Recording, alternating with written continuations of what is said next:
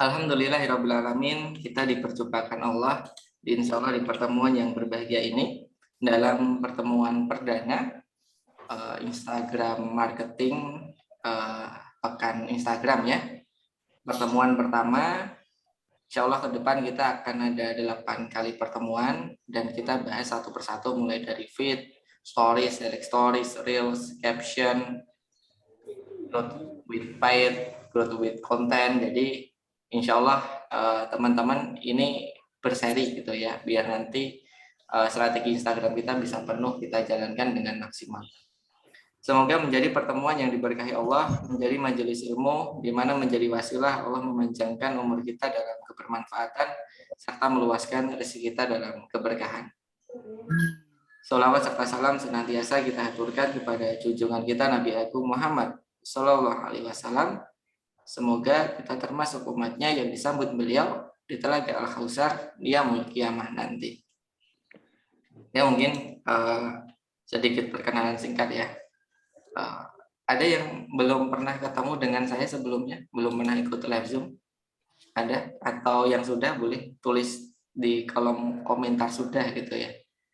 Itu kelihatannya banyak yang sudah kelihatannya karena kita share-nya di grupnya pekan Instagram ya, kemarin kita sudah pernah ketemu gitu. Ada yang belum pernah ketemu? Alhamdulillah sudah, Mas Malik, Mbak Oki sudah ya. Ini rata-rata sudah ya, Om Mas Oki ya. Kemudian Mas Zakirullah sudah, Bu Aisyah sudah, Mas Koyul Siregar juga sudah. Masya Allah sudah semua ya. Oke, nama saya Latif Setiawan. Ya sekarang fokus ke tiga lini produk ya kalau di Digimap ya. Yang pertama Instagram konsultan di Instagram konsep. Kemudian alhamdulillah sudah kurang lebih ada sekitar 70-an klien yang kita follow up terus untuk progresnya. Kemudian ada reseller academy, kurang lebih ya reseller consultant tapi dengan konsep online. Itu alhamdulillah sudah sekitar 40-50 brand yang gabung. Kemudian ada brand identity konsep. Nah itu membuatkan brand identity mulai dari logo sampai pernak-perniknya. Jadi fokusnya ada di situ sekarang kalau di Digimap. Kemudian alhamdulillah mungkin teman-teman banyak yang belum tahu. Dulu saya pernah nulis di tahun 2018 itu Instagram Business Roadmap Part 1 dan Part 2 yang berisi persiapan marketing di Instagram sampai kita siap untuk launching gitu. Dan insya Allah hari ini kita akan bedah dari experience saya dari tahun 2017 sampai hari ini untuk menjalankan Instagram marketing. Nah, ini yang akan kita lalui nanti. Yang pertama kita akan fokus ke konten. Yang kedua fokus ke mendatangkan kunjungan ke Instagram. Yang ketiga fokus memperbanyak interaksi. Dan yang terakhir yang disampaikan oleh Mas Wildan tadi ternyata suaranya belum masuk. Itu launch strategi. Launch strategi itu memainkan 3 over ya. Yang pertama keterbatasan, yang kedua adalah 3K, saya lupa. Ada di akhir-akhir ya. Jadi ada yang pertama itu keterbatasan, yang kedua itu penawaran, yang satu lagi itu kelangkaan. Jadi keterbatasan waktu, keterbatasan jumlah dan penawaran. Biasanya di situ. Terus kita mainkan juga marketing ini ya. Jadi kita banyak, misal paid promote di banyak akun gitu. Kita ngadain giveaway sebentar, kita ngadain hadiah bareng. Jadi memang kita konsep di launch strategi itu bisa viral produknya. Gitu. Dan ini insya Allah yang akan kita lalui selama 8 pertemuan ke depan. Kenapa Instagram? Nah, kita prolog-prolog dulu ya, karena ini pertemuan pertama. Gitu. Nah, ini pengguna Instagram di seluruh dunia. Dan India ya berhasil menyalip US ya. Sekarang India menjadi pengguna Instagram terbesar di dunia nomor 1, kemudian diikuti US, kemudian Brasil, dan nomor 3 Indonesia, nomor 4 ya, 82 juta orang. Dan ternyata secara demografi 52% itu perempuan dan 47% laki-laki. Dan secara detail lagi, ternyata usia paling banyak itu usia 18 sampai 35 tahun atau Gen Z sama millennials. Jadi kalau teman-teman marketnya itu banyak millennialsnya, banyak Gen Z-nya, itu insya Allah cocok untuk dijangkau oleh Instagram. Gitu, karena rata-rata mereka aksesnya sekarang bukan Facebook ya, karena rata-rata mereka aksesnya sekarang Instagram atau TikTok, dua itu biasanya. Nah, tapi kalau random itu biasanya masih di Facebook gitu. Tuh, terus tadi kita nonton video, nanti silahkan teman-teman boleh tonton kalau memang kamu tadi suaranya ke mute ya. Nah, nanti bisa versi lengkapnya itu bedah langsung strateginya Mas Wildan. Jadi di sini ada planning Instagram konten, ada studionya, ada gudangnya. Jadi dijelasin langsung gimana sih proses alur Instagram marketing itu bekerja. Jadi itu sebenarnya komplit, cuman tadi suaranya nggak kedengeran. Jadi teman-teman silahkan nanti searching di YouTube Wildan Salim di Gmap, nanti insya Allah akan muncul video ini. Dan di video ini Mas Wildan bertestimoni omsetnya naik 400% ya dengan produk loan strategi gitu, dan sekarang engagementnya rata-rata sudah ada di angka 1000 like setiap kali posting gitu, dengan konsep yang ada di sebelah kiri ini gitu. Dan ini teman-teman Mas Wildan cerita kalau officialnya Fathkira itu keblokir. Jadi pernah Mas Wildan itu beli handphone, kemudian mungkin IP-nya asing, kemudian buat login, habis itu diblokir permanen. Nah, akhirnya Mas Wildan di tahun 2019 itu buat Instagram baru. Nah, alhamdulillah Instagram 2019 itu sampai sekarang itu alhamdulillah bisa growth-nya cukup cepat, cukup pesat, dan sekarang engagement-nya sudah ada di angka ribuan gitu. Terus ini event saya bersama Pak Andika Syafaat Markom di Instagram for Fashion. Kita membahas lebih detail tentang implementasi Instagram marketing di fashion. Saya bahas soal teknis marketingnya, Pak Andika bahas tentang positioningnya gitu. Dan ini ada Mas Yoyo yang hadir, yang salah satu benar-benar totalitas menerapkan strategi Instagram marketing. Dan alhamdulillah di Wermora itu ketika dirombak strateginya itu bisa jualan 50 pages per hari lewat organik gitu.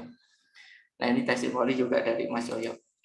Nah, terus hari ini kita akan bahas tentang making content, dan ini sebenarnya ini materi workshop teman-teman. Jadi ini saya terinspirasi dari quotes-nya Imam Syafi'i ya. Jadi ilmu itu kalau tidak mengalir itu kayak air ya, lama-lama akan keruh dan akhirnya membusuk. Daripada membusuk, mending kita alirkan biar kita dapat ilmu yang baru.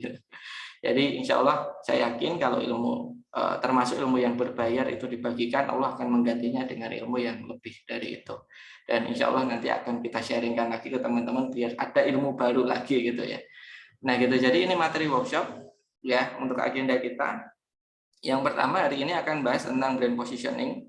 Di hari kedua kita akan bahas feed Instagram. Kemudian hari ketiga kita akan bahas stories. Hari keempat kita bahas highlight. Hari kelima caption. Dan hari keenam penjadwalan. Hari ketujuh kita bahas konten, optimasi konten. Hari ke-8 kita optimasi paid gitu. Jadi kurang lebih agenda kita seperti itu. Terus ini kita berbisnis di Instagram itu step by stepnya seperti ini ya teman-teman. Yang pertama mulai dari developing produk, nanti insya Allah kita akan bahas di sini ya, brand positioning. Kemudian habis itu buat konten, habis itu datangkan kunjungan, habis itu tingkatkan interaksi, akhirnya nge-leads dan akhirnya sales. Gitu. Jadi ini step by step kita menjalankan Instagram marketing. Insya Allah hari ini kita akan bahas tentang produk. Nah, ngomong tentang produk, goal kita adalah menjadi top of mind. Top of mind itu menjadi sesuatu ketika orang pengen beli sesuatu keingat kita, gitu ya. Nah, gimana caranya agar kita menjadi top of mind? Ya jadilah orang yang gampang diingat. Nah, teman-teman, hari ini saya beda ya. Teman-teman ingat nggak kalau saya itu biasanya kalau ngisi live itu pakai baju warna apa? Nah, teman-teman ada yang ingat nggak? Kalau saya live itu saya biasanya pakai baju pakai warna apa? Putih ya. Betul. Jadi warnanya putih. Nah, sekarang saya beda gitu kan. Dan ini cuman baju warna biru yang satu-satunya saya punya. Semua isi lemari saya itu warna putih gitu. Baju warna putih, kemudian celana warna warna navy. Itu semuanya seperti itu. Itu sejak aku tahun 2018 sudah putih dan navy. Nah, itu yang bantu personal branding itu Bang Romi, Bang Jabran. Itu. Nah, itu ditanyain Mas Latif suka penampilannya seperti apa? Oh, dulu saya suka band-bandan. Saya suka band. Kemudian saya suka skate. Saya suka cara berpenampilan orang main skater. Gitu. Nah, rata-rata orang main skater itu dua ya alternatifnya. Kalau nggak bajunya putih, celananya keren. Iya, rata-rata dua. Gitu. Nah, saya ambil bajunya. Kemudian, oke, Mas Latif bajunya putih aja gitu. Oh ya, aku ambil baju putih gitu kan. Terus celana krem itu saya nggak suka karena saya tipikal nggak suka kalau pasaran. Maka ternyata ketika ditelusur warna yang paling saya suka itu biru. Gitu. Kenapa? Karena orang otak kanan itu biasanya suka biru, suka laut, suka pantai, kemudian suka yang tenang-tenang sejuk gitu. Jadi yang disukai biru, makanya celananya warnanya biru. Nah, itu dalam rangka untuk mudah diingat. Gitu. Latif Setiawan agar mudah diingat penampilannya seperti itu. Itu namanya brand identity. Gitu. Kemudian yang dibicarakan Latif Setiawan agar mudah diingat. Itu misalkan dulu saya ngomong Instagram, kemudian ngomong reseller, kemudian ngomong satu lagi CRM. Karena saya ngomong sesuai apa yang tak tulis itu. Gitu. Nah, teman-teman, ketika saya setiap hari ngomong reseller, kita ambil study case reseller. Setiap hari sampai 2 tahun, 5 tahun ke depan aku cuma ngomong reseller. Makanya sekarang semua sosial media kita pisah semua. Itu reseller dipisah, Instagram dipisah, CRM dipisah, semuanya dipisah, termasuk grup WhatsApp kita pisah. Nah, ketika setiap hari kita ngomong reseller, ya ketika teman-teman ingat, Mas aku butuh buku tentang reseller. Kira-kira aku nyarinya ke siapa ya? Aku butuh konsultan reseller. Kira-kira aku nyarinya ke siapa? Kira-kira kalau setiap hari saya ngomong reseller dan teman-teman dengar, itu teman-teman nyarinya ke siapa? Boleh tulis di kolom komentar ya. Kita hari ini brainstorming brand positioning. Ya, ini materi yang diajarkan Mas Dudi Zulkifli gitu. Karena saya dulu pernah di batch awal ikut workshopnya beliau. Tapi versi Instagram gitu ya. Kalau Mas Dodi versi komplit gitu. Keinget saya gitu. Kenapa? Karena setiap hari saya ngomong reseller, setiap hari saya mengedukasi reseller ya selama beberapa tahun ke depan. Gitu. Jadi teman-teman ya untuk agar diingat maka harus jelas brand identity-nya harus jelas. Dan pembahasannya itu harus jelas, brand positioning-nya harus jelas. Gitu. Jadi teman-teman yang sekarang masih jualan palu gada yang belum jelas masih ini. Nah, ini mulai diperjelas, teman-teman. Nah, brand positioning menurut saya lupa namanya pakar ini ya, pakar marketing dunia yang sering memberikan testimoni di bukunya Pak Hermawan Kartajaya, saya lupa.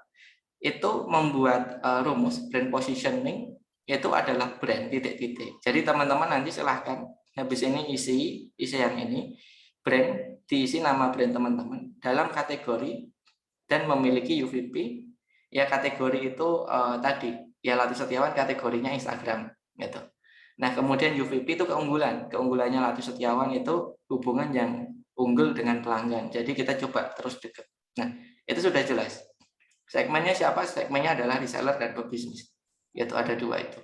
Gitu. Jadi teman-teman ini harus jelas sejak awal. Kenapa? Nanti marketing kita akan jauh lebih efektif ketika ini sudah jelas. Gitu. Ya. Nah, ini contohnya. Ini persaingan di e-commerce. Belum di marketplace. E-commerce itu artinya yang orang lain itu nggak terlalu banyak karena pasti ada standarnya e-commerce untuk masuk e-commerce, untuk masuk Zalora, untuk masuk Hitch Up itu nggak bisa langsung, pasti ada kurasinya, pasti diukur dalam segala hal, mulai dari stok, kualitas, gudang, macam-macam, kecepatan, itu pasti diukur. Artinya e-commerce itu biasanya lebih sedikit daripada marketplace yang ada di situ brandnya. Nah, di sini kita bedah yang namanya Hitch Up. Hitch Up ini banyak banget brandnya. Nah, ini ada premium brand, kemudian A sampai Z brand. Ini teman-teman, kalau di total-total kurang lebih ada sekitar 60-100-an brand. Pertanyaannya, kalau teman-teman seandainya menjadi salah satu tenannya Hitch Up, menjadi salah satu partnernya Hitch Up untuk dijual di website Hitch Up, dan teman-teman salah satu dari 60-100, kira-kira peluang pembeliannya teman-teman itu berapa persen? Kira-kira berapa persen? Kalau teman-teman dari 100 orang, itu ada teman-teman satunya. Kira-kira peluang pembeliannya berapa persen? Ayo, teman-teman boleh ditulis di kolom komentar. Peluang pembeliannya berapa persen? Kalau 1/10. Ya, peluang pembeliannya kecil banget gitu. Tapi kalau kita menjadi premium brand, nah ini yang paling kanan, yang paling kiri nih. Kalau kita menjadi premium brand, artinya premium itu yang dipertimbangkan oleh Hitch Up. Ini kita menjadi peluang pembeliannya jauh lebih besar. Kenapa? Karena ini direkomendasikan sama Hitch Up. Dan ini ada di paling kiri. Gitu.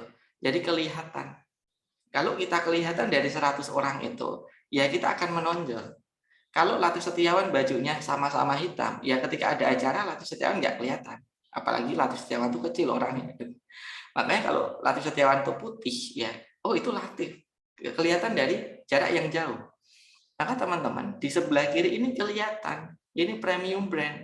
Dan inilah penjualan yang paling gede di Hitch Up, itu disumbangkan oleh brand-brand ini. Seperti Jenehara, Kami, Idea, Elmira, kemudian Dian Pelangi, ya, Resto, Anggraini, Ria Miranda, ini disumbangkan oleh cuman ini. Kalau dibilang paretonya, ya ini paretonya, premium brand ini, gitu. Ini penjualan paling gede yang ada di Hitch Up. Nah, pertanyaannya, kenapa direkomendasikan sama Hitch Up? Nah, teman-teman, pertanyaannya, kenapa premium brand ini direkomendasikan sama Hitch Up? Boleh ada yang bisa jawab? Ya, rekodnya nanti di grup ya. Gitu. Tenang aja. Nggak bisa di email. Kalau di email terlalu banyak nanti kita hubunginya. Gitu. Karena kita share-nya ke banyak grup. Kualitas bagus. Oke. Nah, ada lagi? Kira-kira kenapa Hitch Up mau merekomendasikan Jenehara, Kami Idea, Elmira, Restu Anggraini, Ria Miranda? Kenapa direkomendasikan sama Hitch Up? Nah, padahal kalau dipukul rata ya, bisa jadi yang sebelah kanan itu brandnya lebih dikenal. Kalau di Instagram, ya kita lihat pukul rata lebih terkenal. Kenapa yang direkomendasikan yang sebelah kiri sama Hitch Up? Kenapa itu yang menjadi top of mind-nya Hitch Up? Kenapa? Gitu. Ayo, yang ini Bu Aisyah sudah jawab deh. Kualitas bagus, fashionable dan update. Nah, oke, teman-teman kalau kita bedah, teman-teman boleh bedah satu persatu. Buka website Hitch Up, kemudian dicari akunnya di akun Instagram. Silahkan bedah satu persatu. Ternyata yang sebelah kiri ini adalah penjualannya enggak banyak, tapi mahal Mas Malik. satu home dress, satu pakaian itu bisa sampai 4 juta, 6 juta, enggak banyak, dikit. Stoknya dikit. Tapi mahal. Dan itu laku. Nah, bukan karena penjualan. Ya, kalau kita cek satu persatu, karena mereka punya keunikan yang kuat. Itu yang menjadikan orang itu, oh ini aku banget. Aku banget. Nah, contohnya kalau Dian Pelangi, itu keunikannya warnanya selalu ngejreng. Jadi kalau teman-teman tahu gaya berpenampilan fashionnya Dian Pelangi itu selalu kalau makeup ya mungkin makeupnya untuk makeup malam hari, jadi agak tebal. Gitu. Jadi fashionnya Dian Pelangi itu cocok untuk pesta-pesta, untuk acara-acara yang itu tuh rame, kemudian acara malam hari itu cocok ketika pakai produknya Dian Pelangi. Gitu. Kalau di Ria Miranda itu produknya itu kayak semi home dress, kemudian warnanya warna pastel.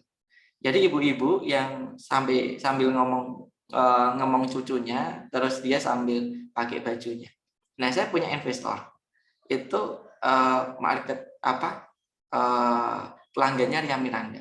Yaitu beliau usianya 45 tahun, 50 tahun, dia senang banget sama Ria Miranda dan dia sambil lihat cucu-cucunya, kemudian dia pakai produk itu. Itu jadi teman-teman, di sebelah kiri ini bukan karena banyak produknya, bukan, karena stoknya sedikit dan harganya mahal-mahal. Ya, tapi di sebelah kiri ini mempunyai ciri khas yang sangat kuat. Gitu, sehingga pelanggan tidak perlu bingung kalau kamu seorang ibu, seorang nenek, kamu belinya Ria Miranda. Itu karena harganya mahal. Harganya sekitar 1 jutaan kalau Ria Miranda. Eksklusif dan tidak pasaran, betul. Itu. Nah, kemudian contohnya simpel aja. Teman-teman coba sebutkan 3 brand hijab syar'i. Ya. Coba teman-teman sebutkan 3 brand hijab syar'i yang teman-teman ketahui. Yuk, Robani 1, terus Zoya, terus yuk. Robani itu sebenarnya bukan hijab syar'i. Karena Robani masih kecil-kecil, XL-nya aja kalau di Anissa Kimar tuh jadi size S. Gitu. Ya, Elzata. Oke. Sekarang teman-teman, kalau brand hijab sekolah, siapa? Yuk. Siapa brand hijab sekolah? 1 aja. Brand hijab sekolah, Robani. Ya.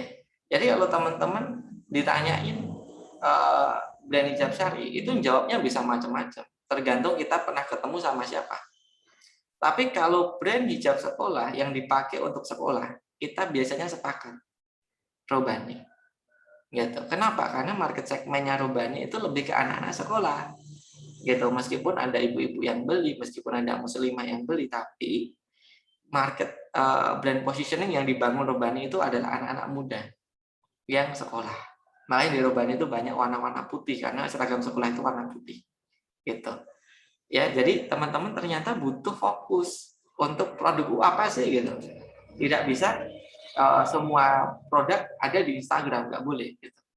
Nah, kemudian ketika di online, ya, ketika produk market kategoriku khimar, semua khimar kita buat, segi 4 kita buat, birgu kita buat, terus pasmina kita buat, macam-macam dibuat. Ternyata ketika kita mau menargetkan keyword di SEO, di hashtag, ternyata yang main di khimar itu jumlahnya 8 juta. Terlalu banyak gitu. Gede banget 8 juta itu. Nah, terus kalau kita seandainya targetkan khimar yang lebih spesifik, misal saya pengen buat khimar tapi khusus untuk sekolah, itu ternyata cuma ada sekitar 485 post, lebih kecil. Gitu. Nah, kata Seth Godin, setiap orang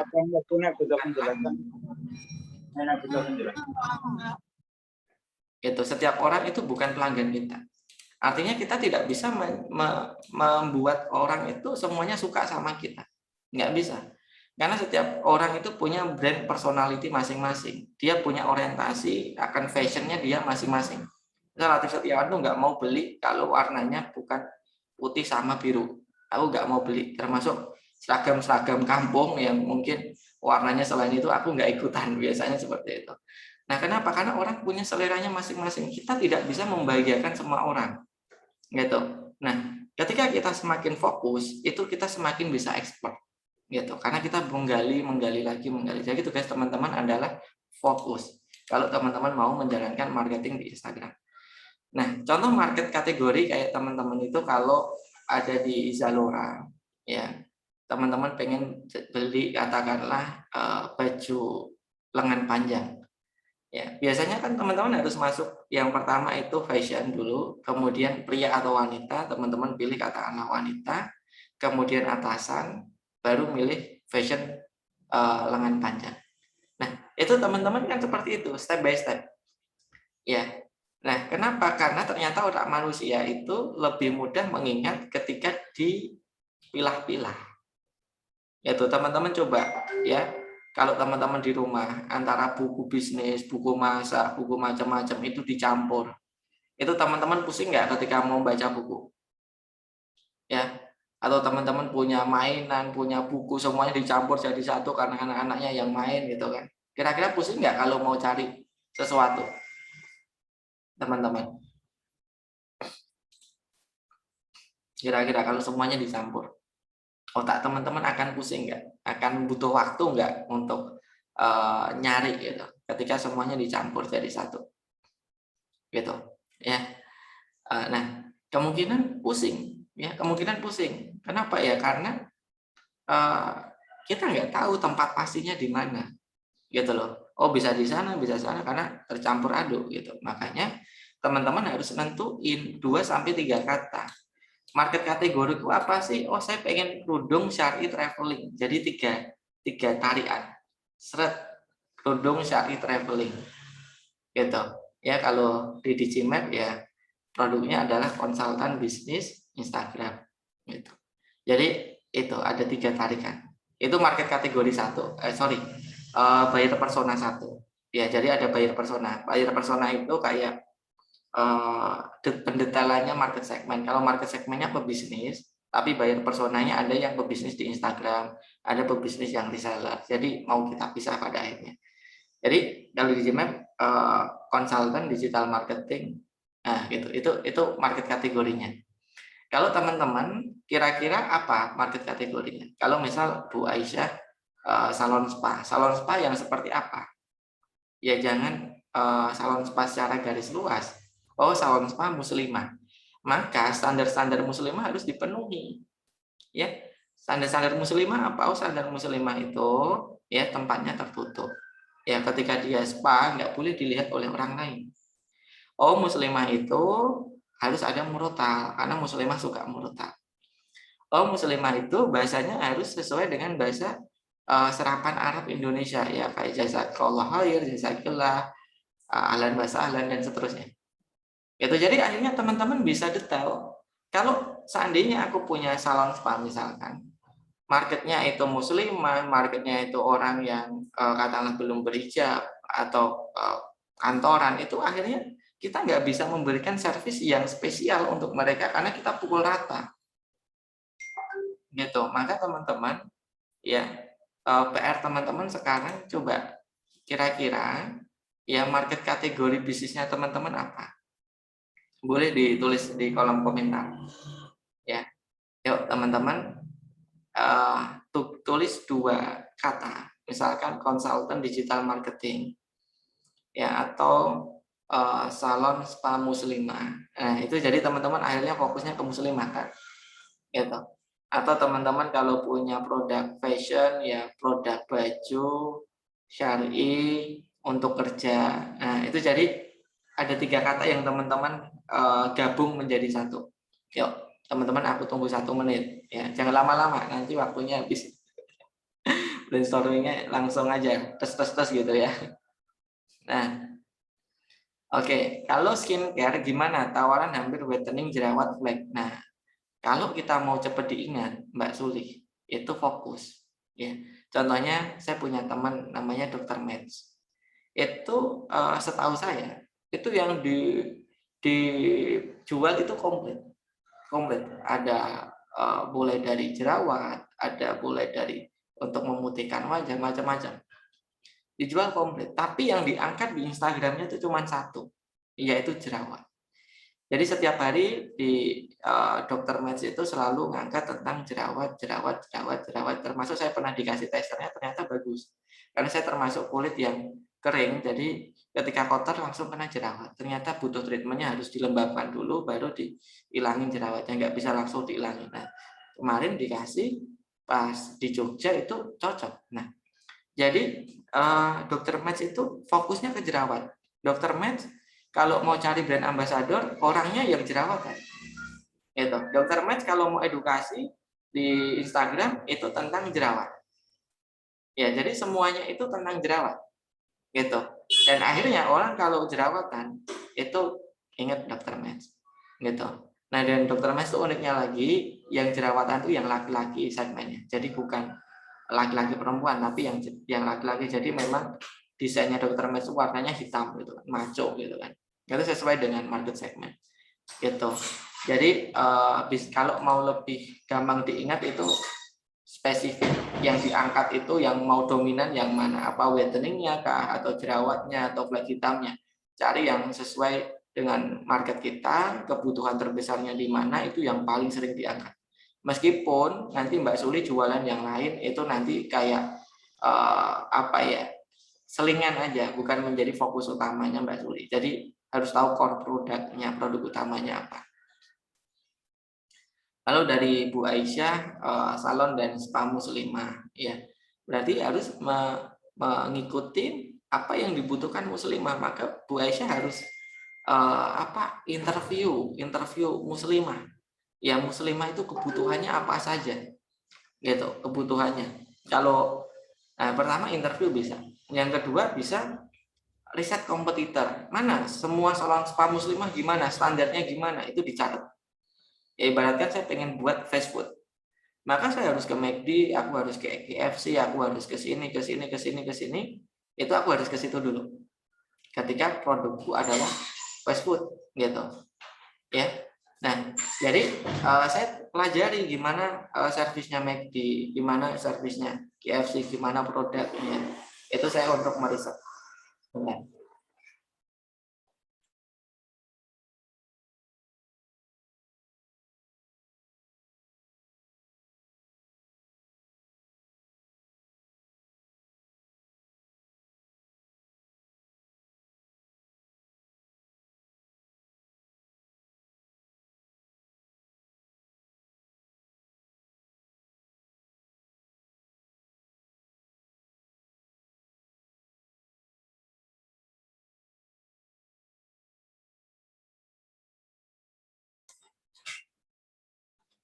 Oke, jadi kita bisa riset kompetitor yang sama dengan kita untuk tahu gimana sih standar muslimah.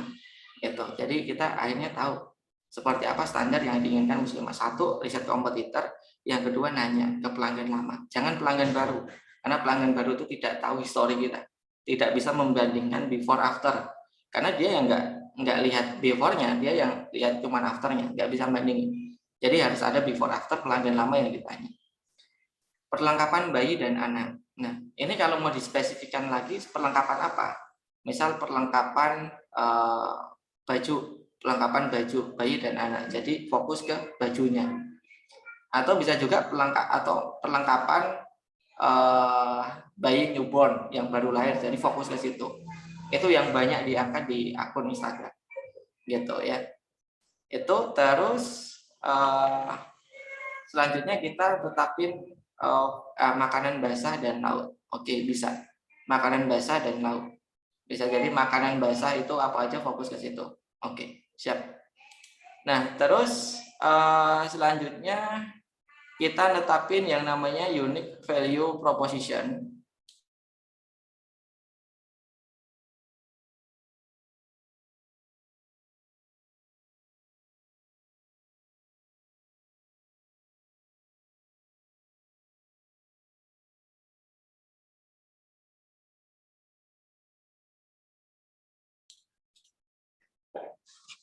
Oke, sorry teman-teman, pagi ya, rame. Oke, teman-teman, selanjutnya adalah value proposition. Tadi sudah, teman-teman silahkan tetapkan yang namanya market kategori. Yang market kategori apa sih gitu. Nah, mulai di Instagram mulai fokus ke situ dan mulai teman-teman konsisten di situ. Gitu ya. Kalau di Instagramnya Latif Setiawan itu fokusnya Instagram sekarang. Gitu. Sesekali bahas reseller, sesekali bahas tentang CRM, tapi kebanyakan 90% itu Instagram. Nah, terus marketnya reseller dari mana, Mas? Oh, saya dari TikTok. Kalau TikTok fokus ke reseller. Gitu. Kalau fokusnya CRM kemana, Mas? Oh, itu ke Facebook. Jadi saya akhirnya pecah-pecah. Oh, ini fokusnya ke ini, ke ini, ke ini. Kenapa? Agar lebih expert, agar lebih cepat diimprove. Karena kalau ngimprove satu hal itu kan lebih gampang daripada ngimprove banyak hal. Gitu. Itu terus kita mulai newborn sampai 5 tahun. Nah, iya berarti perlengkapan bayi newborn gitu. Itu jadi kategori. Jadi nanti Mas Afi, Mbak Afi bisa membuat alternatif produk yang memang ditujukan untuk newborn gitu. Ya, mulai dari popok, minyak telon itu harus dilengkapi gitu karena newborn gitu kan. Kalau bayi udah gede mungkin beda pelengkapannya, ukurannya juga disesuaikan dengan newborn gitu. Jadi orang kalau punya bayi newborn itu bisa borong ke kita karena semua produk kita siapin gitu. Jadi fokusnya ke situ. Mas, meskipun saya punya yang 6 tahun, 7 tahun ya nggak apa-apa. Cuman yang difokusin di promote itu adalah yang newborn karena itu kategori utama kita gitu. Nah, terus kita masuk ke unique value proposition. Nah, biasanya teman-teman ketika saya sharing unique value proposition ini, itu frekuensi ke blogernya paling gede. Ke blogger sama YouTube, karena YouTube nggak boleh nyebutin ini gitu. Nah, jadi kemarin tuh kita sharing 2 kali, ternyata tidak di-approve dari YouTube. Jadi rekamannya akhirnya nggak bisa dinikmatin.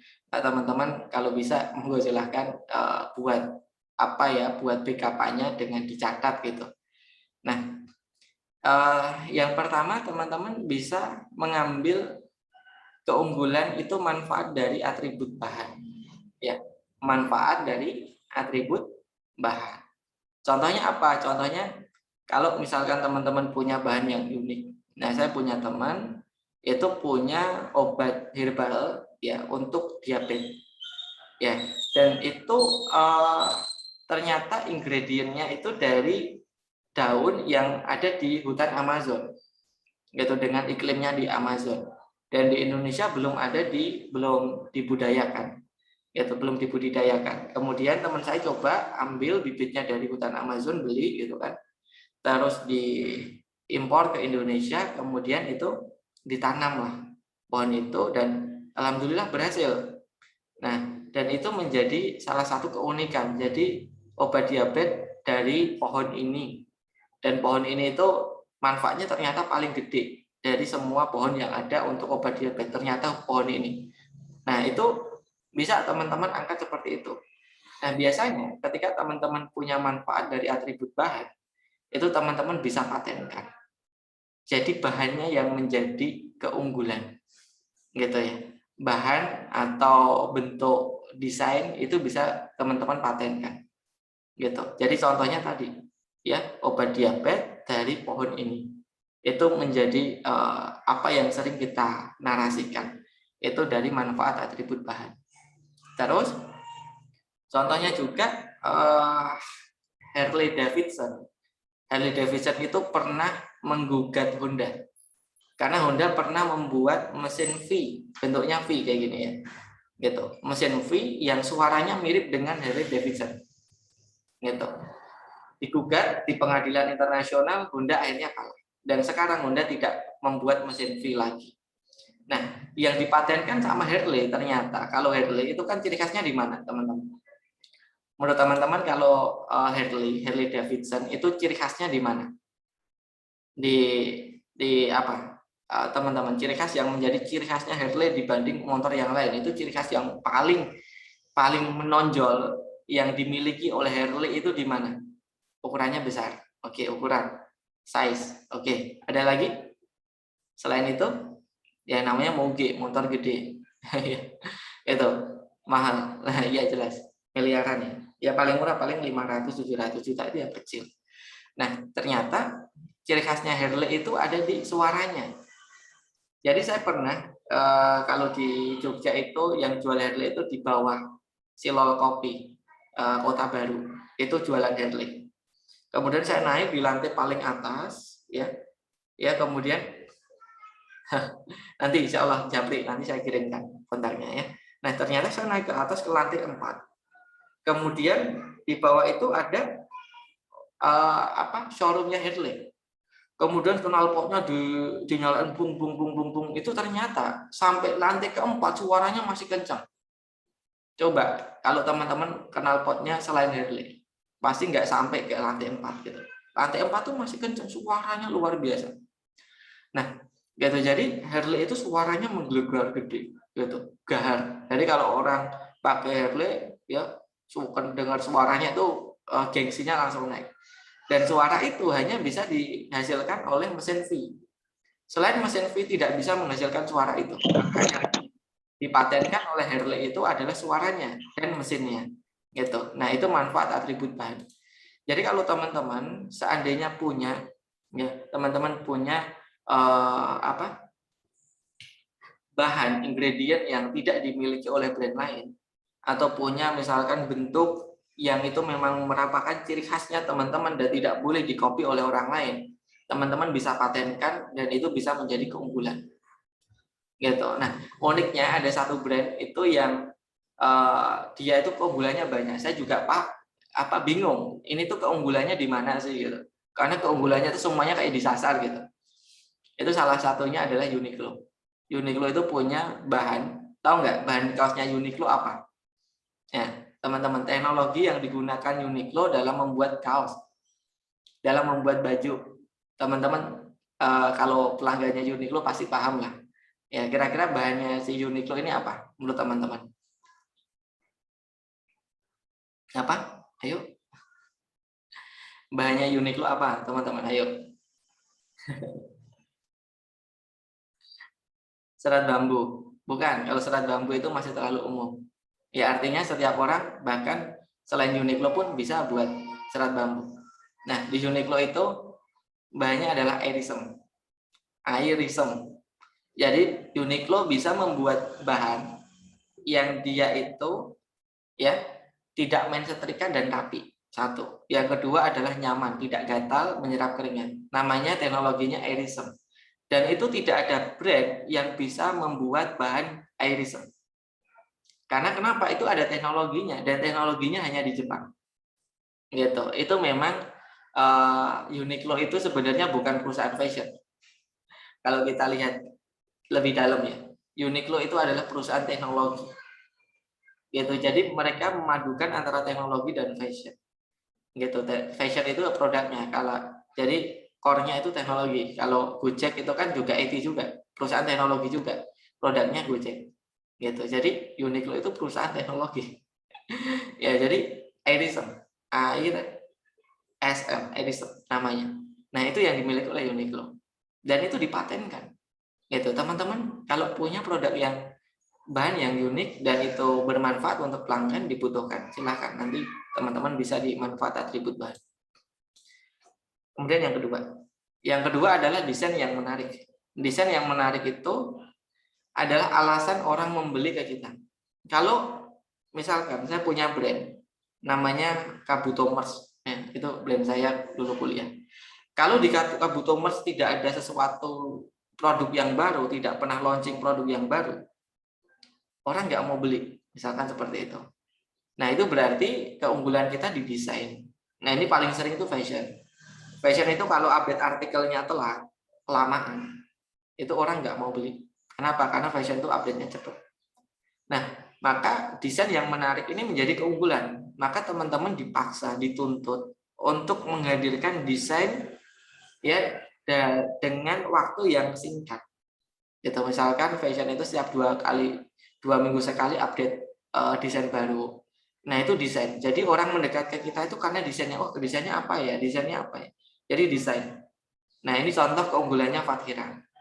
Gitu, Fathira, aku pernah ngobrol sama Mas Wildan Salim. Mas, UVP-nya Fathira apa, Mas? Nah, karena kita pernah ikut workshopnya Pak Andika bareng ya sebagai peserta gitu. Jadi sebelum Instagram for Fashion itu kita jadi peserta dulu. Nah, kemudian kita diskusi, Mas Wildan ternyata di Fathira itu desain yang menarik. Maka di Fathira itu 2 minggu sekali launching. Gitu. Jadi teman-teman boleh nanti kalau fashion, Mas aku keunggulan desain, tapi tuntutannya harus 2 hari sekali. Mas, pandemi turun, ya launchingnya jangan banyak-banyak gitu. Ya, tetap untuk mempertahankan ciri khas kita. Kemudian hijab itu solusi sistem karena hijab itu tidak punya produk, ya produknya milik tenan. Terus ada lagi tadi Gojek itu solusi sistem ya teknologi.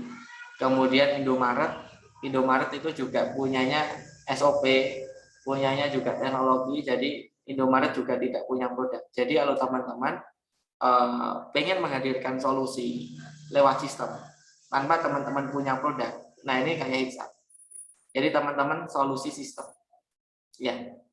Jadi solusi sistem, teman-teman hadirkan sistem untuk menjualkan produk-produk yang tidak kita miliki. Itu solusi sistem. Itu dicap seperti itu. Nah, ini teman-teman kalau jago develop website, develop sistem, develop aplikasi, nah ini hijab bisa jadi alternatif. Nah, kemudian ada positioning yang keempat, itu proses. Ya, jadi ini teman-teman, goalnya apa sih positioning? Positioning ini adalah bahasa kita yang nanti akan kita sampaikan di Instagram itu akan dominan di ciri khasnya, di atribut bahannya, atau di desainnya, atau di sistemnya. Jadi ini angle, akan memperoleh angle gitu. Jadi teman-teman, Mas apa sih, apa ini UVP, apa ini, untuk mempengaruhi angle teman-teman, narasi-narasi yang yang akhirnya teman-teman nanti sampaikan lewat Instagram itu dengan UVP ini.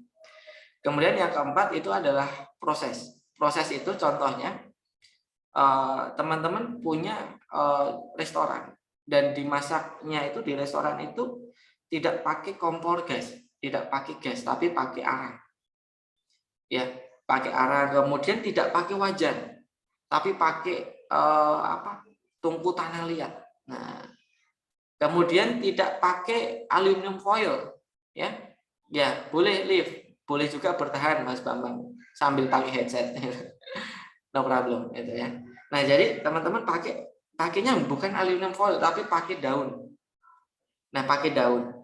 Jadi teman-teman, proses yang ada di restoran teman-teman, makanan itu semuanya dibuat alami.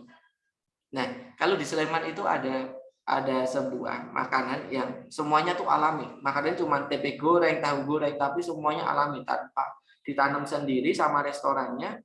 Kemudian dimasak dengan bahan-bahan yang alami, dan itu harganya itu satu porsi bisa 50 sampai ratusan ribu. Padahal cuma makan tempe goreng. Dan itu kalau teman-teman di situ harus booking dulu tempatnya, nggak bisa kalau nggak booking. Saya lupa nama restorannya.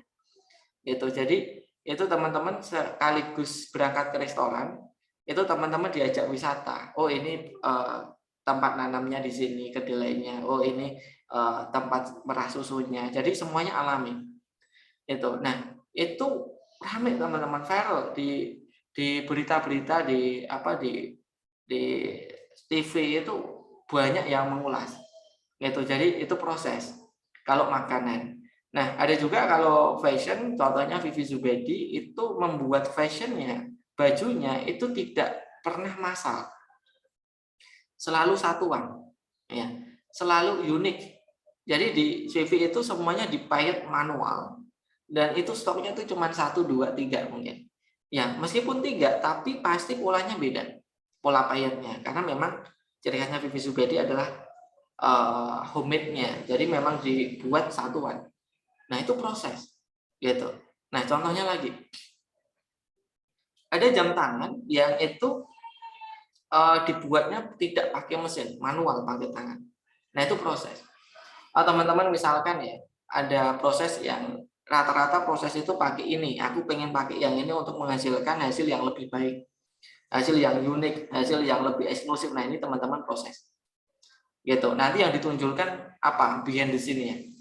Jadi teman-teman akan bahas behind the scene akan bahas behind the scene-nya itu kuat banget di proses itu. Kalau teman-teman punya konten TikTok, punya konten Reels, yang dibahas apa? Behind the scene-nya, prosesnya. Gitu. Jadi teman-teman bahasnya di proses. Gitu. Terus kita lanjut, masih nyelesain materi UVP, habis ini kita sesi tanya jawab sebentar gitu. Kemudian yang kelima itu ada hubungan yang unggul dengan pelanggan. Nah, kalau teman-teman ngomong CRM, itu ngambilnya ke hubungan yang unggul dengan pelanggan. Gitu. Jadi dari pelanggan sebelum beli, ya produknya udah dipikirin. Ya, kemudian setelah itu after sales-nya, setelah itu edukasinya, konsultannya, itu teman-teman pikirin. Kayak yang dilakukan Zappos, itu ketika Zappos itu, kan pemilik Zappos kan sebenarnya bukan Tony gitu ya. Yang milik itu temannya Tony Hayes, kemudian itu bangkrut, kemudian sama Tony dibeli ya Zapatos, itu dari kata sepatu, kemudian diubah namanya menjadi Zappos. Nah, itu kemudian Tony menjual harta bendanya, semua asetnya untuk membesarkan si Zappos ini. Nah, di awal-awal Tony ini bisa membangkitkan Zappos, dia tidak fokus sama yang namanya variannya, juga tidak fokus ke sepatunya, tidak fokus ke harganya gitu. Jadi masih standar semua. Kenapa? Karena ya Zappos rata-rata sepatunya sama dengan toko-toko sepatu yang lain. Tidak, fokusnya tidak ke situ. Di Zappos itu fokusnya adalah membangun culture. Culture-nya apa? Yaitu memberikan yang terbaik kepada karyawan, kepada investor, dan kepada pelanggan. Gitu. Jadi service 3 itu dipikirin betul-betul sama Zappos, dan di awal kemunculannya dia supportnya ke customer, dia membuat layanan telepon ya yang itu bebas ngomong apa aja. Meskipun yang diomongin bukan sepatu, meskipun masalah keluarga, macam-macam itu didengerin sama di Zappos. Dan itu sampai rekor di tahun 2017 kalau tidak salah itu Zappos rekor bisa telepon paling lama itu 10 jam. Dan hari ini sudah terjadi berulang kali di Zappos. Gitu. Jadi Zappos itu ya seperti itu. Karena kenapa? Kalau di US itu budaya chat lewat WhatsApp mungkin tidak seperti kita di Indonesia. Di US itu lebih senang telepon gitu. Makanya di Zappos tuh pelayanannya itu dengan telepon, dan di US ternyata banyak keluarga-keluarga, banyak individu-individu yang mereka punya masalahnya gede-gede gitu kan. Maka kadang Zappos ini ke skill yang dikuasai oleh customer service-nya itu bukan skill untuk closing, tapi skill untuk membangun relationship dan skill berkomunikasi. Gitu. Jadi di Zappos sampai 10 jam. Dan itu kalau di Zappos ketika bisa rekor panjang itu berarti kan semakin panjang telepon semakin sedikit yang bisa dilayani. Nah, itu malah mendapatkan yang namanya penghargaan. Nah, itu di Zappos. Di Zappos juga kalau bingung mau pilih sepatu A atau B itu dikirim semua. Dan itu boleh diretur setelah satu tahun. Jadi setelah 1 tahun itu bisa diretur. Dalam waktu 1 tahun misal nggak cocok nih, kan misal dikirim 2 atau 3 gitu kan. Aku nggak tahu, saya size 39, 40 atau 41 dikirim semua. Kemudian yang tidak cocok itu bisa diretur dan itu 1 tahun temponya. Gitu. Dan itu free shipping, dan itu one day free shipping. Udah gratis, dikasih sampling 3, kalau mau diretur 3 tahun. Nah, itu yang menjadi promosi gratis oleh Zappos. Karena nggak mungkin orang itu dikirim 3 dan diretur bisa 1 tahun, orang nggak cerita, nggak mungkin. Pasti orang terkesan dengan pelayanan Zappos. Dan itu one day shipping, 1 hari sampai. Dan itu menjadi promosi gratisnya Zappos. Nah, itu hubungan yang unggul dengan pelanggan. Jadi brand yang hubungan unggul dengan pelanggan mereka itu besar lewat pelanggan, lewat word of mouth gitu. Nah, itu jadi yang ini Bu Aisyah, silakan kalau mau di screenshot boleh. Ada manfaat atribut bahan, desain yang menarik, solusi sistem dan proses. Gitu ya. Ini ya. Itu. Terus yang ke-6 itu spesialis ceruk pasar. Spesialis ceruk pasar itu tadi kayak aku punya herbal tapi herbalku hanya fokus untuk meninggi badan. Nah, itu spesialis ceruk pasar. Maka nanti akan tahu siapa sih yang butuh badannya tinggi. Rata-rata orang yang pengen daftar ke polisi, ke TNI, ke ABRI. Nah, itu biasanya butuh itu. Nah, teman-teman nanti akan nyari marketnya akan lebih jelas. Gaya bahasanya akan lebih paham gitu, seperti apa gitu. Nah, itu contohnya. Misalkan teman-teman kalau buat fashion ya fokus untuk fashion size jumbo misalkan. Kayak ini ya, PV, LV itu kan. Itu enggak ada size S, itu enggak ada gitu kan. Semuanya size jumbo semua, size S, XL, XXL gitu. Jadi dia memang fokus untuk menggarap pasar yang dimana pasar itu size-nya jumbo gitu. Nah, teman-teman bisa kalau teman-teman pengen spesialis ceruk pasar, garap pasar yang sempit tapi teman-teman pengen expert di situ. Itu bisa. Gitu, contohnya tadi ya. Nah, terus ada juga yang ke-7 itu value for money. Value for money itu contohnya kayak vanilla ya. Fotonya bagus banget tapi harganya murah banget. Nah, kalau teman-teman lihat di handphone ya, di awal-awal kemunculan Android, sekarang value for money udah banyak, bukan cuma satu brand. Tapi kita ngomongnya di awal-awal kemunculan Android. HP apa yang fiturnya paling lengkap, fiturnya paling tinggi, tapi harganya paling murah? Nah, coba teman-teman, kalau teman-teman beli handphone ya, yang fiturnya paling lengkap, paling banyak, tapi harganya paling murah, apa? Boleh tulis di kolom komentar. Ya, fiturnya paling lengkap, kemudian harganya paling murah. Apa? Brandnya namanya apa? Xiaomi, ya betul. Nah sekarang ada Redmi. Dulu Xiaomi itu value for money, ya. Prosesornya Snapdragon, wah ngeri kan Snapdragon. RAM-nya 6 RAM itu 4 ya dulu, pas 4 yang lainnya 2 itu sudah berani 4. Sekarang 8 ya. Itu luar biasa. Itu jadi itu contoh value for money. Value for money ini marginnya memang kecil. Makanya karena marginnya kecil, ada sebuah hal yang beriringan. Jadi marginnya kecil tapi marketnya luas. Karena menengah bawah itu di Indonesia itu mayoritas, gitu. 90% itu menengah bawah. Nah, jadi teman-teman itu meskipun marginnya kecil, jualannya gampang. Maka di value for money itu rata-rata memainkan quantity, jumlah. Maka penjualan pertama Xiaomi di Lazada itu sampai ribuan. Ketika pertama kali di launching Xiaomi Redmi ya, yang pertama itu langsung laris. Gitu. Nah, sama juga di Vanilla. Di Vanilla itu harganya cuma 70 ribuan, cuma 60 ribuan, begitu di launching langsung laris. Nah, kalau di restoran contohnya ada warung spesial sambal. Itu aku juga geleng-geleng kalau di warung spesial sambal. Harganya benar-benar kaki lima.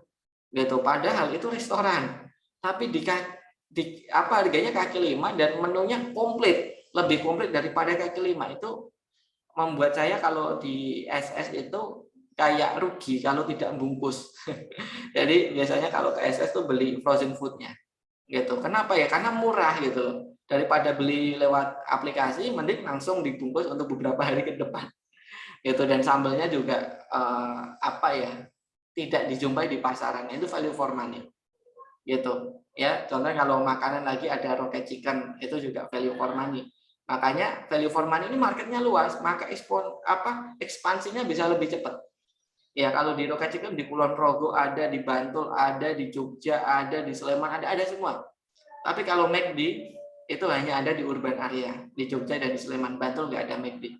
Itu kenapa? Karena beda value for money sama quality. Kalau McD lebih ke quality, gitu. Nah, itu contohnya value for money. Jadi kalau teman-teman punya harga yang murah, sering main di marketplace, itu berarti value for money. Orang beli bukan karena pelayanannya, tapi karena harganya murah. Itu. Emang teman-teman kalau beli Xiaomi dilayani dengan baik? Kalau teman-teman beli Xiaomi sama beli iPhone, itu pelayanannya bagusan iPhone atau Xiaomi? Atau teman-teman nggak usah iPhone lah, Samsung. Ya, teman-teman beli Samsung, itu kira-kira pelayanannya lebih bagus di Xiaomi atau di Samsung? Gitu. Beda. Ya. Jadi kalau di Vanilla itu jangan ngarep personal chat, nggak ada gitu kan. Di Vanilla ya pakai website, semuanya dikirim massal gitu kan.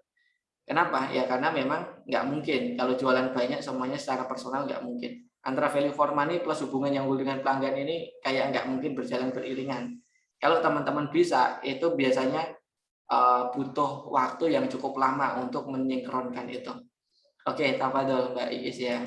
Terus yang ke-8 ini udah mau selesai teman-teman ya. Jadi monggo kalau mau diselesaikan boleh, mau live juga boleh. Ya, no hard feeling ya, monggo teman-teman. Gitu. Nah, kemudian nomor 8 adalah mutu dan kualitas. Ya, mutu dan kualitas itu yang kita janjikan memang bukan harganya. Ya, tapi yang kita janjikan ada kualitinya, awet. Ya, contohnya kalau baju di Indonesia ada Zara itu paling mahal. Meskipun kalau di luar itu Zara itu umum ya. Ya, bukan jadi produk yang eksklusif, tapi masuk di Indonesia beda. Demografinya beda. Jadi produk yang paling mahal. Jadi kalau teman-teman pakai produk Zara, kalau yang lain itu mungkin 1 tahun udah lusuh, di Zara 1 tahun itu masih bagus. Terus kalau mobil mau mutu yang kualitas itu mobil Eropa, mobil Jerman, BMW, Mercedes, VW ya. Saya belum pernah naik VW soalnya. Nah, jadi ada 3 itu yang itu kualitinya bagus. Di Indonesia, kalau di Jerman biasa VW, Mercy, BMW itu biasa. Jadi ya mobil biasa. Nah, tapi kalau teman-teman bandingin dengan mobil-mobil selain dari Eropa, mobil Jepang, mobil China, itu beda rasanya. Gitu. Beda experience-nya, beda rasanya, beda kestabilannya, beda suspensinya, semuanya beda. Jadi yang dijanjikan bukanlah harga, tapi yang dijanjikan adalah experience. Ya, kalau teman-teman jualan iPhone, beli iPhone, ya itu iPhone tidak menjanjikan harga. Harganya puluhan juta. Memorinya cuma 125 GB. Gitu. Jadi memorinya kecil banget gitu kan. Nah, coba bandingin dengan HP Xiaomi yang sudah 526, itu harganya lebih murah gitu kan. Jadi memorinya udah kecil, mahal lagi. Tapi yang dijanjikan bukanlah banyak memorinya, tapi yang dijanjikan adalah coba kamu pakai ini ringan enggak. Nah, bukan masalah banyaknya, tapi ringannya kalau di iPhone.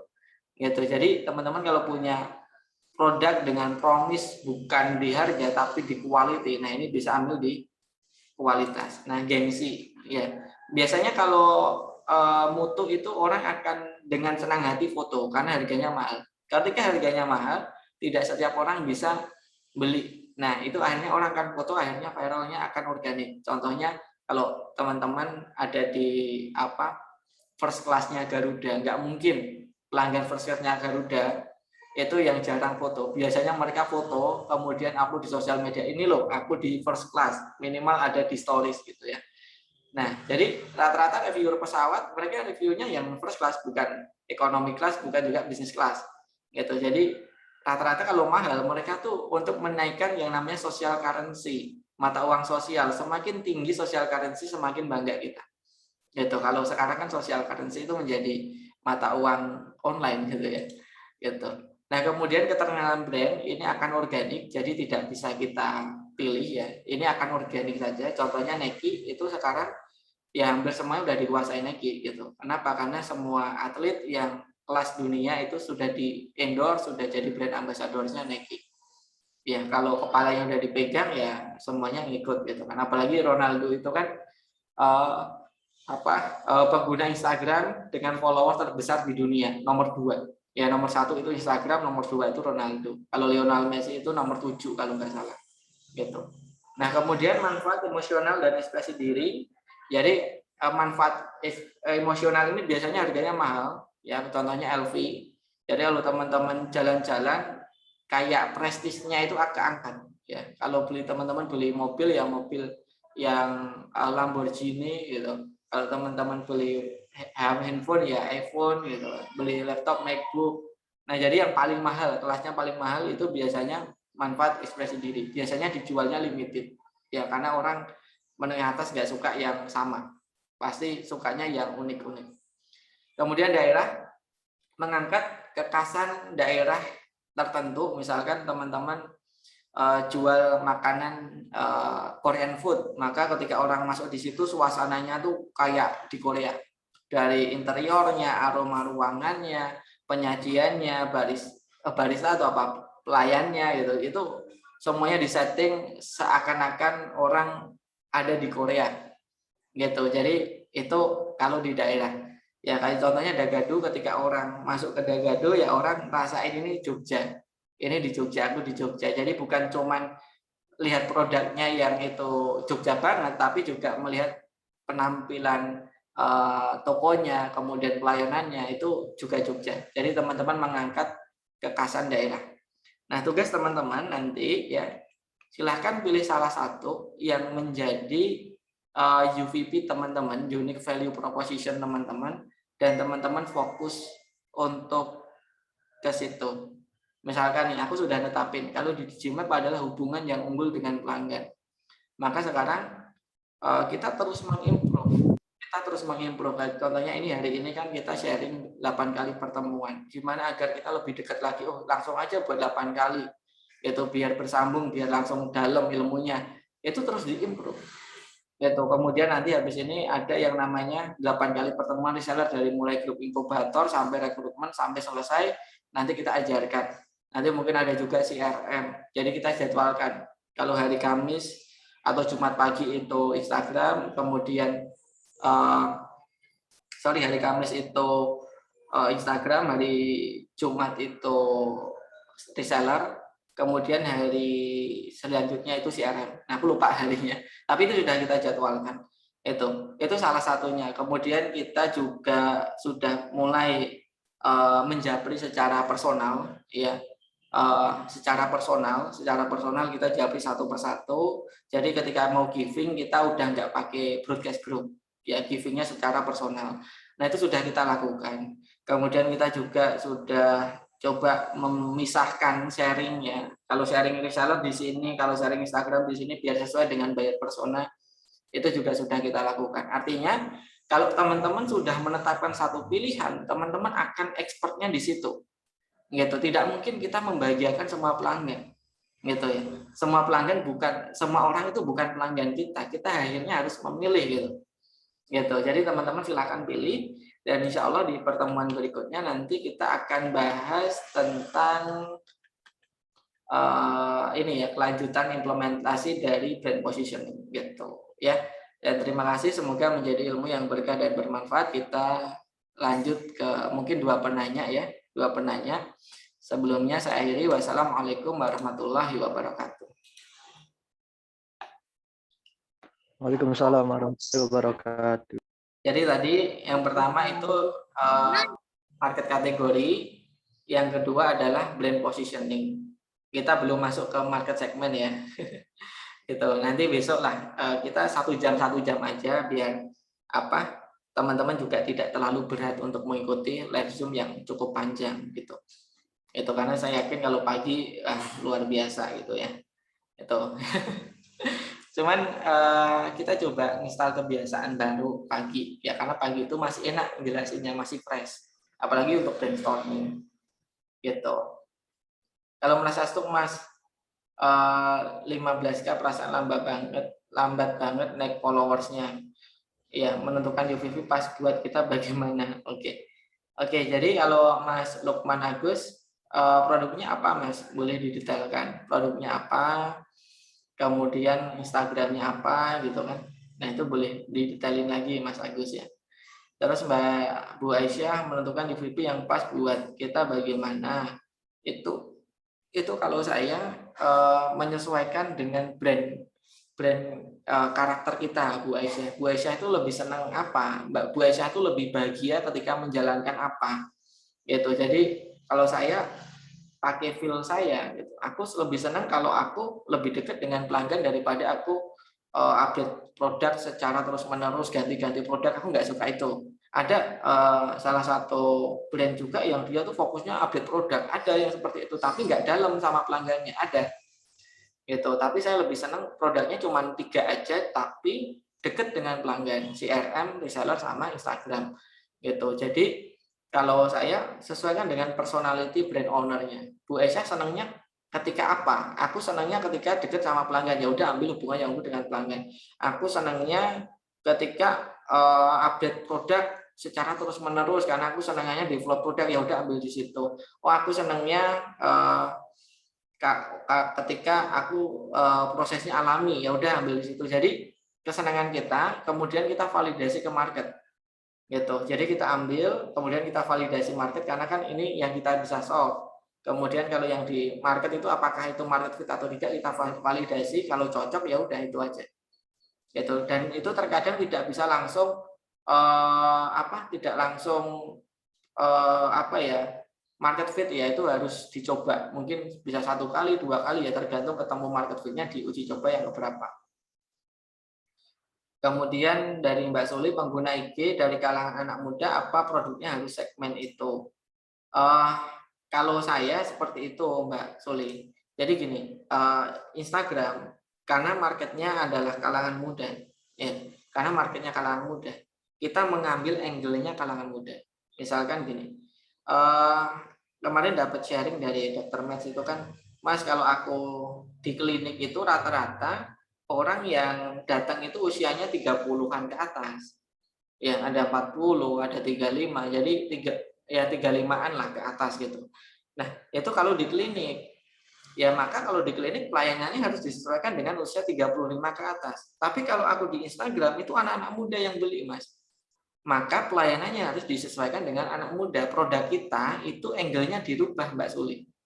Ya kalau offline seperti ini, tapi kalau online harus menyesuaikan gitu.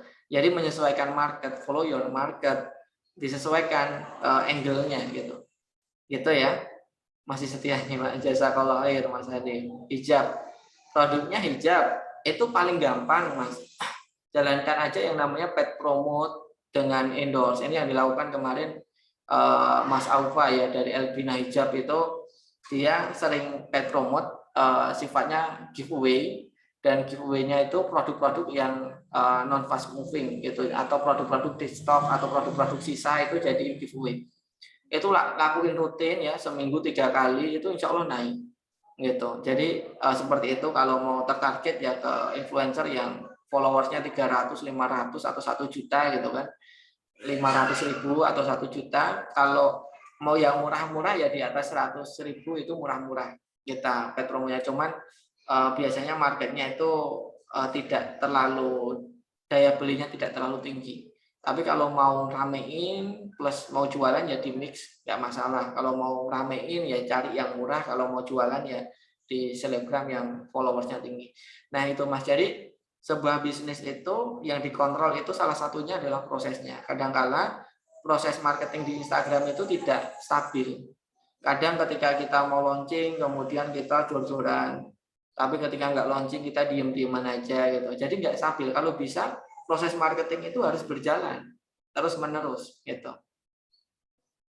Gitu, izin ke kantor siap Mas Rohimin. Alhamdulillah 2 menit lagi kita selesai ya. Oke. Oke, nah ini produknya Mas Lukman, Queen Nova. Gitu ya, kurang lebihnya seperti itu Mas Lukman Agus ya, kurang. Nah, itu disiplin. Nah, memang sulit Mas, tapi lebih ini pilihan ya Mas Agus. Lebih milih sulit di depan. Ya, untuk kita coba disiplin secara individu, dan kita ngajak tim untuk disiplin, untuk kita buat penjadwalan. Lebih susah milih susah di depan atau susah terus-terusan. Gitu. Kalau kita pengen susahnya di depan ya membuat sistem itu butuh waktu 1 sampai 6 bulan. Tergantung kompleksitasnya organisasi kita. Itu. Jadi 1 sampai 6 bulan kita mungkin akan berat untuk membuat sistem, untuk mentransfer otak kita ke dalam kata-kata, untuk menjadikan sebuah daily activity, dan di situ ada namanya supervisi. Itu butuh 1 sampai 6 bulan. Tapi ketika kita melewati fase itu, insya Allah di bulan ke-7 kita bisa ninggalin kerjaan ini, karena ini berjalan dengan sistem, bukan dengan kita gitu. Nah, jadi itu akan jauh lebih enak kalau saya. Nah, pilihan yang kedua ya kita tidak sistemasi, tapi kita selalu masuk ke dalam perusahaan untuk mengontrol. Ayo ini penjualannya turun, kamu ini capeknya terus-terusan. Gitu. Kalau saya seperti itu. Dan kemarin kita analogikan tuh kayak kita tuh pengen berangkat jauh, maka pekerjaan kita harus kita segera delegasikan. Itu maka tugas kita adalah mendelegasikan tugas sekarang. Ya jangan enggan mendelegasikan tugas karena wah ini masih belum urgent. Kalau bisa, kalau memang itu kita ada pekerjaan yang jauh lebih penting, yang mending delegasikan meskipun belum urgent gitu. Gitu. Kemudian sebenarnya yang paling sederhana untuk menjalankan bisnis di Instagram apa aja sih Mas? Sederhana dalam konteks apa? Gitu. Jadi kalau Instagram itu menurutku asalkan ya teman-teman suka dunia Instagram, teman-teman itu suka dengan produk yang teman-teman jual, feel-nya dapat di situ, insya Allah teman-teman akan belajarnya lebih totalitas. Gitu. Jadi apapun bisa gitu. Nah, market saya adalah instansi, kantor, media apa yang lebih cocok di IG dan di Facebook. Kalau instansi itu masih masuk ke milenial rata-rata. Instagram masih cocok, tapi di situ bukan untuk nyari banyak followers, tapi di situ lebih ke lebih mempresentasikan produknya Mas Hanan Rosi. Jadi lebih kayak corporate, tapi corporate yang tidak kaku ya, tidak kenalan, kemudian tapi lebih mempresentasikan produk, tapi mempresentasikan perusahaan. Jadi lebih ke situ. Gitu. Nah, Jadi orientasinya bukan ke ini ya, tapi ke lebih ke corporate branding, product branding gitu. Jadi lebih ke situ. Itu. Jadi masih di situ sih kalau instansi nyarinya di Instagram, di Google, di Facebook masih luas Mas, masih luas karena instansi itu kan masih ada milenialsnya, ada Gen X-nya. Tahapan jualan 3 garis manis. Nanti tolong di-share ya Mas. Insya Allah di pertemuan kedua sampai ke-8 gitu ya. Nanti kita follow up lagi. Itu teman-teman, alhamdulillah demikian untuk sharing hari ini ya. Jazakumullah khair atas waktunya pagi-pagi kita belajar. Mungkin nanti kita akan review kira-kira jam 6 pagi atau sebelum jam 6 pagi kita mulainya biar kita dapat waktu yang terbaik. Nanti kita evaluasi setelah ini. Semoga menjadi ilmu yang berkah dan bermanfaat, dan mari kita akhiri dengan bacaan istighfar sebanyak 3 kali. Serta doa kafaratul majelis. Subhanallah.